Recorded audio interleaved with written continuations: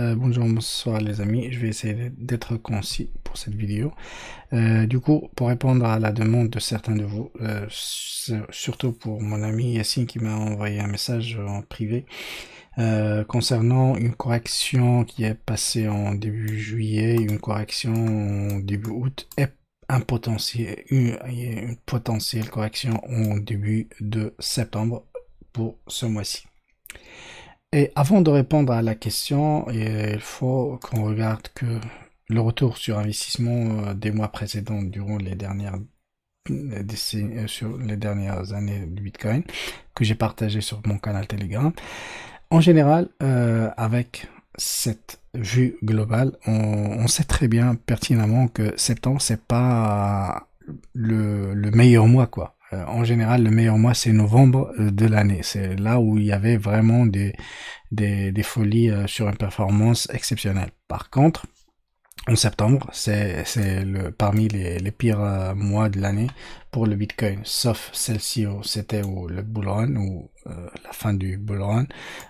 C'est pas la fin, mais c'était l'année qui précède le top du Bitcoin. Je pense que c'est pareil pour ce mois-ci. Donc, du coup, si on aura un plus 6, un plus 5, plus 4, plus 3, je pense qu'on sera toujours flat pour ce mois-ci. Rien de spécial pour le moment.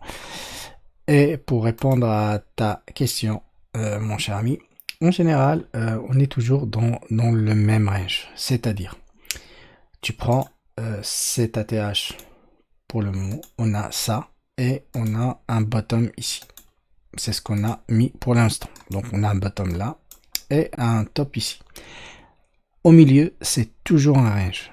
Et tu peux tracer ce que tu veux. La tendance, c'est juste celle-ci, c'est une phase de correction. La phase globale, il faut regarder toujours les clôtures mensuelles. Pourquoi les clôtures mensuelles? Parce que là, les big boys qui ont de l'argent, c'est eux qui dirigent le marché. Et on les regarde en regardant vraiment le mensuel en général. C'est le graphique mensuel qui nous donne vraiment une idée globale sur le marché. Si on regarde ce mois-ci, cette clôture récente, on regarde que vraiment c'est faible, c'est pas top, c'est baissier, c'est pas bien en général. Si on regarde là, on regarde vraiment, c'est une confirmation d'un M dans un M, c'est bearish. Ça, c'est bearish, c'est baissier. En général, ce M avait confirmé avec mensuel. Par contre, ce qu'il ne faut pas négliger, c'est mèches. Pourquoi on a autant de mèches ici? C'est-à-dire que on avale tout ce qui est dans cette zone. Tout ce qui est dans cette zone, on l'avale. C'est-à-dire on achète. Il y a des big boys qui achètent tout le supply qui est ici. Pour moi, c'est aussi. Pourquoi? Parce que les big boys, surtout BlackRock, ils achètent sans cesse.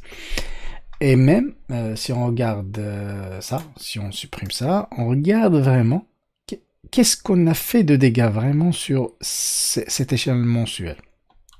Si on regarde le top du bull run précédent, on n'a pas clôturé sous cette ligne. Peut-être tu peux me dire que celle-ci, cette clôture, on l'a passée. Mais comme je viens de dire, ces mèches me dit beaucoup de choses. Ces mèches me disent que vraiment il y a des baleines qui rachètent, qui achètent, qui achètent. Et même si on ajoute vraiment le volume, si on regarde le volume, surtout au niveau daily, on va regarder dernièrement ce qu'on a passé ici, c'est le maximum de volume qui s'est passé ici. Pour moi, c'est le bottom. C'est le bottom, c'est-à-dire on est dans un range d'accumulation, de réaccumulation, à vrai dire, c'est vraiment avec une tendance haussière forte, une réaccumulation pour aller plus haut. Là, c'est le bottom. Le bottom, est-ce que c'est fini? Non. Le bottom, il est là, mais on peut faire un retour, un retest de ce bottom. C'est possible. il ne faut pas dépasser ici, surtout avec des clôtures mensuelles. C'est-à-dire, si on clôture là, sous cette ligne, je peux te dire que c'est moche, c'est très très moche. Par contre, lorsqu'on on est toujours dans le même range, c'est aussi, pour moi, on est toujours aussi. Et si on regarde côté ETF, il est où l'ETF? Si on regarde ici, tac, ETF, les datas qu'il y avait, BlackRock, ils achètent, regarde, le seul retrait qu'on a regardé ici, c'est moins de 128 Bitcoin. Juste avant, il y avait des 3000, 1000, 1000, 4000, 20 000, 100 000. Ça, c'est vraiment des achats massifs. Des achats massifs, c'est-à-dire qu'ils accumulent, qu'ils achètent sur ces prix. Et s'ils achètent sur ces prix, pour moi, on n'est pas loin d'avoir au minimum, lorsqu'on va casser ce drapeau, 120 000. Comme j'ai déjà parlé dans mes dernières vidéos.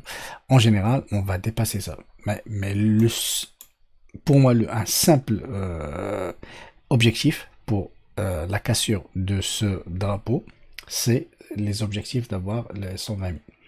Pour moi, on va atteindre les 150 000, 170 000, mais il faut regarder ça après.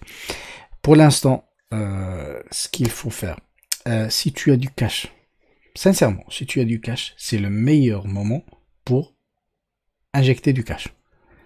Sur les alts, sur le Bitcoin, sur ce que tu veux. Par contre, pour les alts, il faut bien choisir. Il ne faut pas prendre des merdes et attendre des performances incroyables.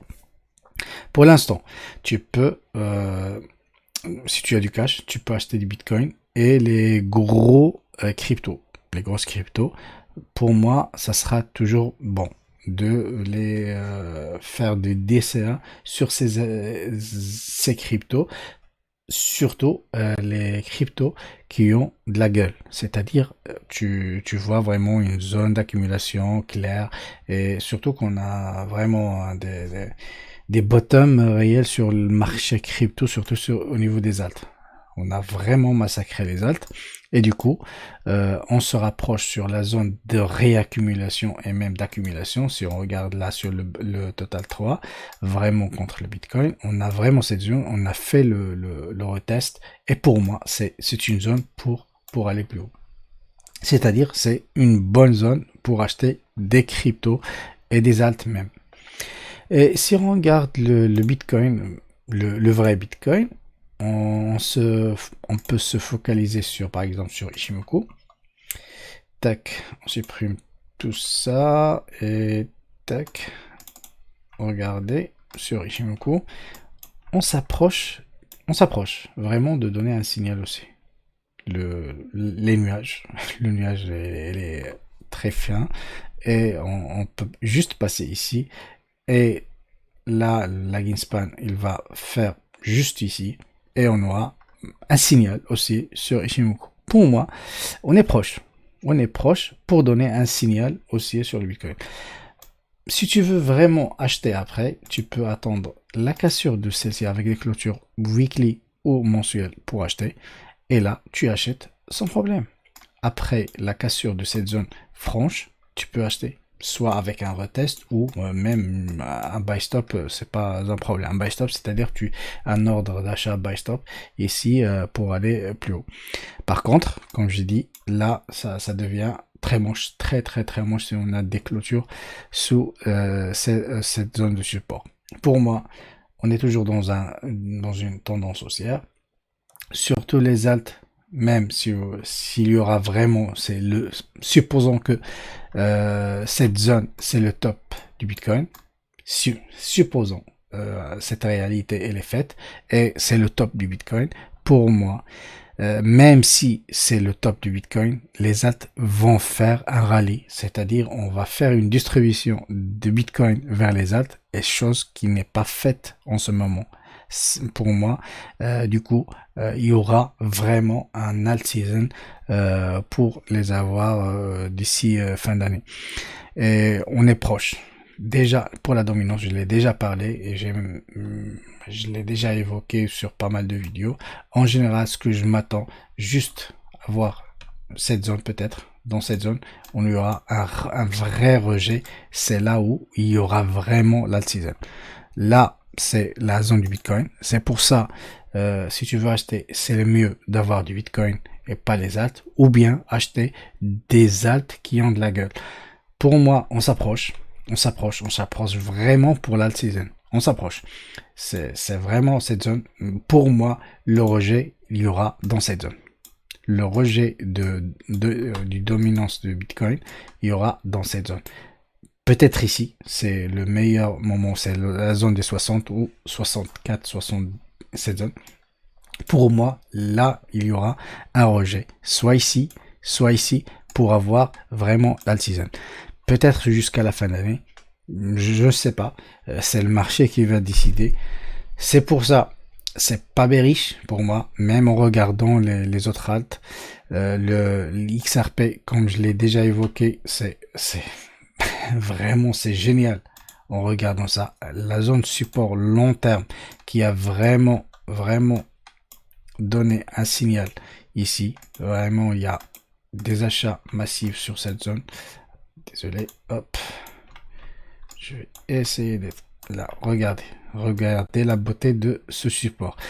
Ce support, on parle d'un échelle vraiment très loin. Et même pour moi, c'est une zone d'achat très long terme. Avoir même juste même s'il y aura vraiment un dead cat bounce, au moins on va atteindre ces sommets là, on va faire un x3, x4, x5 contre le Bitcoin. Et c'est-à-dire, on a vraiment une performance qu'il y aura contre le dollar pour cette crypto. Et pour d'autres, même si on regarde par exemple BNB ou regarde, là, on a la zone de rejet et l'éclair, elle est là. Dans cette zone, là, c'est la zone de rejet, c'est la zone pour réaccumulation, pour aller plus haut. Et ces mèches me parlent de l'histoire. Ces mèches me parlent de l'histoire. Ça, c'est la zone de rejet et ça, c'est la zone de défense. Là, pour aller plus haut, là, pour aller plus bas. Et en général, je pense qu'on va casser plus haut pour atteindre au moins les 1000 balles pour cette crypto ou plus. Mais c'est le marché qui va décider et pas moi. Là, sur l'Ethereum, il n'est pas fort comme le Bitcoin. C'est pour ça je peux pas dire que vraiment il est intéressant. Il est sur une zone de support. Par contre, c'est pas mon truc. Pour moi, il n'est pas fort contre le Bitcoin. XRP plus fort que l'Ethereum.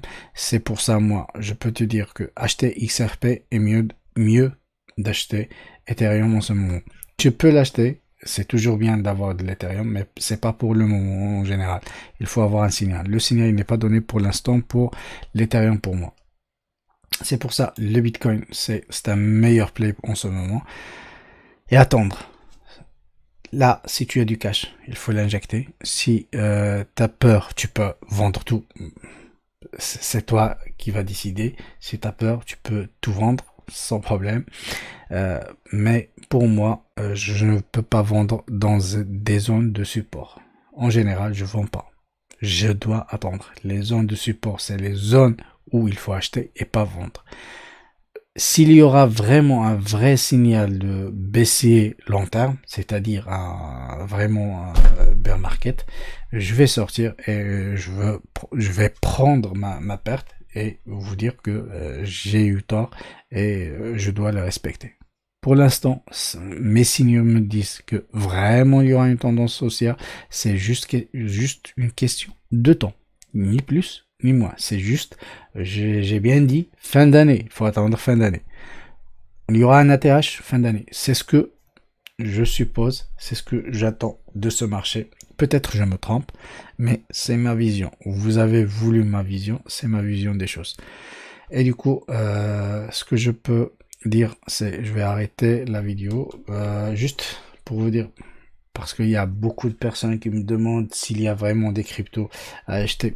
Ah là, je sais pas sur sur l'aspect fondamental de cette crypto, mais sur l'aspect technique, elle est pas mal. Cette crypto BNX, vraiment, il est bien.